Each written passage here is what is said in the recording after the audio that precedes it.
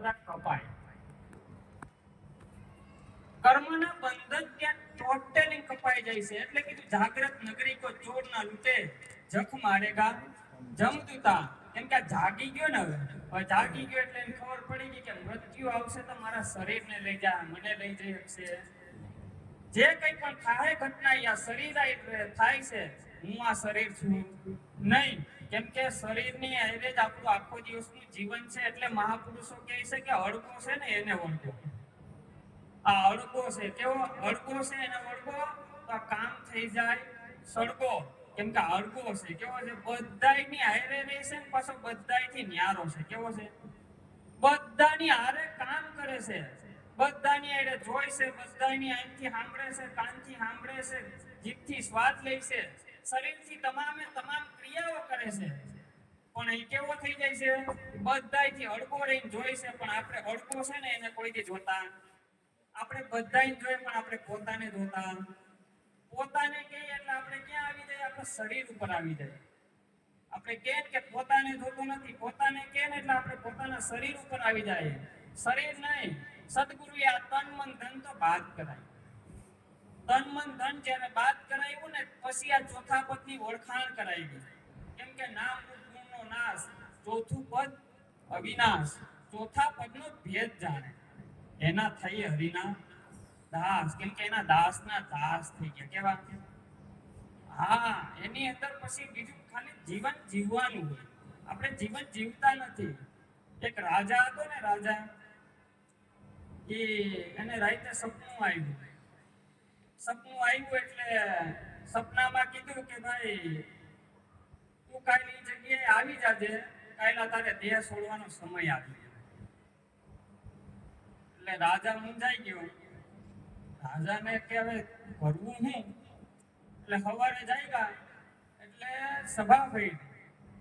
સભા ફરી એટલે પ્રધાનને બોલાવ્યા, દિવાનને બોલાવ્યા. ભાઈ મને આવું સપનું આવ્યું અને મૃત્યુ આવ્યું ને મને કીધું છે કે તું આ જગ્યાએ હોઈ જાજે, ત્યાં તારું કાલનું મૃત્યુ છે. એટલે બધા હવની મતાંતર આપવા માંડી ગયા કે ભાઈ કોક કે આ પેટીમાં હંતાઈ જાવ, કોક કે આ ખૂણામાં હંતાઈ જાવ, કોક કે આ મેલની બહાર હોઈ જાવ. એવાની અંદર પ્રધાન બોલ્યા કે તમને સપનું આવ્યું તો આ મેલની અંદર આવ્યું ને, તમે કામ કરો, તમે ઘોડો લઈ અને તમારાથી જેટલું અંતર કપાય ને એટલું કાપી લો. તમારાથી જેટલું અંતર કપાય એટલું કાપી લો. અને આને તો ઘોડો તૈયાર કરી અને એટલા અંતરે એને ઘોડાને દોડાવ્યો કે હાંજ પડી ને તો નગરની સીમા વટી ગયા. નગરની સીમા વટી ગયા એટલે ત્યાં પોતે જઈ અને આમ આરામથી બેઠા અને ઓલા ઘોડાની આમ શાબાશી કરે. હું વાહ ભાઈ વાહ, હું તારી ઝડપ છે, વાહ ભાઈ વાહ, આમ શાબાશી આપે. શાબાશી આપતા આપતા આમ કરે ને તો પાછળથી આમ જેવો આમ ટેકો લઈને હતો ને તરત જ આમ થઈ ગયો, વાહ ભાઈ વાહ, મને ખબર નથી તું અહીંયા હારી કઈ રીતે થાય. આ તને લઈ આવ્યો, ધન્યવાદ છે. આય હવે તારો સમય આવી ગયો. એમ આ ટકટકમાં ઘોડું પીવડાવી લેવા જેવું છે. કેવું છે? આની અંદર ટકટકમાં ઘોડું પીવડાવી લેવાય. ક્યારે સમય આવી જાય એનું કઈ ખબર છે? કેમ કે આની અંદર ક્યારે કોનો સમય પાકી જાય કાંઈ નક્કી નથી. કેમ કે સમય એવો છે અનમોલ કે આને એક એક ક્ષણ પણ સાર્થક કરાય. સદગુરુના વચનની અંદર પ્રીતિ કરાય. સદગુરુએ જે નામ આપ્યું છે એ નામની અંદર આખો દિવસ આપણું એની અંદર સુરતા રખાય. કેમ કે સદગુરુએ જે નામ આપ્યું છે ને એ નામ આઈને સુરતા આવી છે તો આની અંદર કોઈ જમણા લઈ જઈ શકશે. કેમ કે બાકી તો આને જમણા ઉપાડી જાય. એટલે કીધું છે ને આતમ રામને ભજીને લાવો લીજીએ, સંગ હરિગુરુ સંતનો કીજીએ. કોનો સંગ કરવાનો કીધો? હરિગુરુ સંતનો સંગ કરવાનો કીધો. કોનો? મહાપુરુષોએ કઈ જેમ તેમ વાણીમાં શબ્દ નથી મૂક્યો. એને ખબર પડી ગઈ કે આ જીવન છે એ અસત્ય છે, જે છે સત્ય એની હારે પ્રીતિ કરવાનું કીધું. એટલે કીધું હરિગુરુ સંતનો સંગ કરો. કાન બેરાને આંખે નહીં સૂજ છે, તારી કાયા પર થર થર ધ્રુજ છે, તારા વાલા તે વેરી જેવા લાગશે, આતમ રામને ભજીને લાવલી. કેમ કે દરેકના જીવનની અંદર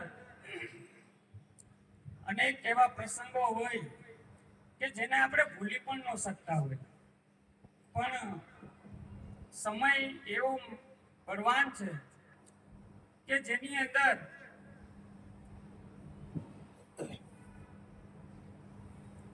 બધી વાત થઈ ગઈ.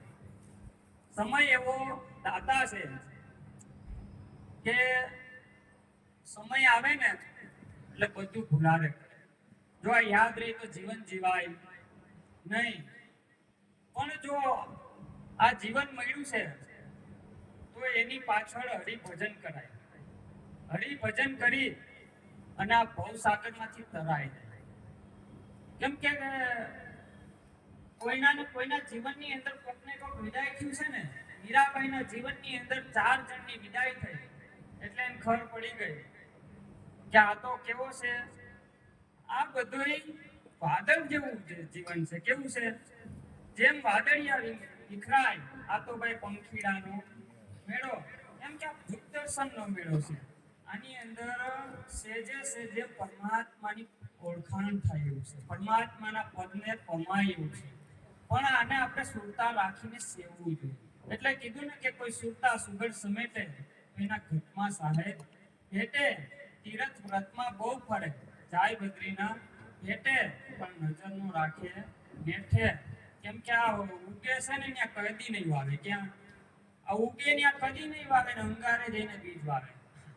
અંગારે જઈને જ બીજ વાવે. કેવું થઈ જાય છે? જ્યાં પડ્યું છે ત્યાં ગોતે નહીં, ગોતે સેટે. આ બધે ક્યાં ગોતે છે? પરમાત્માને બધે છેટે ગોતશે. કોઈ નિંદા નથી હો ભાઈ, બધે છેટે ગોતશે.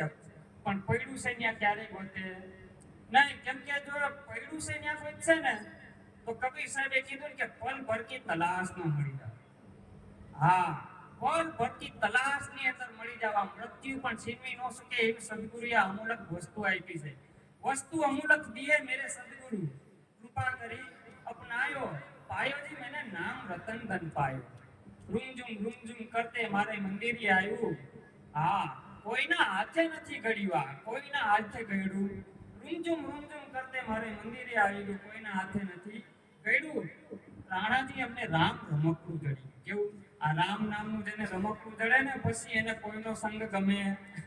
હા, આપણે કોકના સંગની અંદર આપણે જીવન જીવીએ છીએ. જો આ તમે આખો દિવસ વિચાર કરજો, આપણે એકલા નહીં બેસી શકીએ. આખો દિવસ આપણે કોકને ગોઈશું, શું કરશું? હા, હાલો ક્યાંક ગોતીએ. આપણે જ્યારે મન નવરું પડે ને એટલે આને અનેક ધંધા કરાવે. મન ધંધા કરાવે, સદધંધા. તો આ બધી મનના જ ડખા છે. આ સુખ થાય છે, આ દુઃખ થાય છે, આ બધી મનની ભ્રાંતિઓ છે, મનની કલ્પનાઓ છે. મન અંધા કરાવે બધા ધંધા, મન કી યાદ લખાવે. સદપુરુષો એ મન કી યાદ લખાવે. કેમ કે આ મન છે ને એટલું બધું ચંચળ છે ને. મહાપુરુષોએ તો ન્યા સુધી કીધું કે મન, તું જો હાથી હોય ને તો તારા ઉપર અંકુશ લગાવ. હે મન, તું પવન હોય ને તો હું તને સિદ્ધ કરી દઉં. પણ આ મન કોઈ હિસાબે દેખાય એવું. સદગુરુએ કીધું કે આ મનને જો તારે બેહારવું હોય તો તારી અંદર જે નામ હાલી રહ્યું છે, નામની એરે તું સુરતા જોડી દે તો એ મન ત્યાં રોકાઈ જાય એવું છે. એટલે નિરાંત બાપુએ કીધું કે નિરાંતના સ્વામીએ વશ કીધું, મન અટકી ગયું મારું. નિરાંતના સ્વામીએ વશ કીધું, મન અટકી ગયું પલ ભરમાં. હા, એક પલ ભરની અંદર આ મન અટકી જાય એવું છે. કેમ કે આ મન જ બધા ખેલ ખેલાવે છે. કેમ કે આની અંદર જો નામ, રૂપ અને ગુણનો એટલો બધો પડદો છે કે આ નામ, રૂપ, ગુણ છે એ ચોથું પદ દેખાવા દે. પણ જ્યારે ત્રિકુટી ત્યાગો, આખો દિવસની અંદર આપણું ત્રિકુટીની અંદર જીવન હોય, પણ ત્રિકુટીને આને ખ્યાલ પડી જાય કે આ નામ, રૂપ, ગુણ છે, આ હું છે નહીં. આ નામ, રૂપ, ગુણની પાર સદગુરુ સાહેબ છે. એ પદ નક્કી થાય એનો બેડો પાર છે. આ બોલનારો ઓળખાય, આ બોલનારાની પછી ખબર પડે કે આ કોણ બોલે ને ક્યાંથી બોલે. આ બોલનારો ઓળખાય સદગુરુની શાનથી ઓળખાય. ક્યાં ઓળખાય? આ બધા એમ કહે તો છે કે આ બોલે છે, તે બોલે છે, પણ ક્યાંથી બોલાય ભાઈ? પણ સદગુરુ મળે ત્યારે એને ખબર બોલે કે શૂન્યથી અક્ષર ઉપડે, 2 થી શબ્દ રચાય, 3 થી ત્રિકુટી તળે અને ચોથા પદમાં જઈને સમાય. કેમ કે આ ત્રણ ગુણ સુધી તો ત્રિગુણી માયા છે. કેવી છે? ત્યાં કૃષ્ણ ભગવાન બોલ્યા છે કે અર્જુન, મારી આ ત્રિગુણી માયા તજવી બહુ મુશ્કેલ છે, બહુ મુશ્કેલ છે. પણ જો સદગુરુનો બાળક હોય તો સહેજમાં તરી જવાય એવું છે. આવો સદગુરુનો મહિમા છે. જેના જેના જીવનની અંદર જાગૃતિ આવી છે એને અતિ ધન્યવાદ છે. આટલું કહી સદગુરુ શરણમાં મારી વાણીને વિરામ આપું. સદગુરુ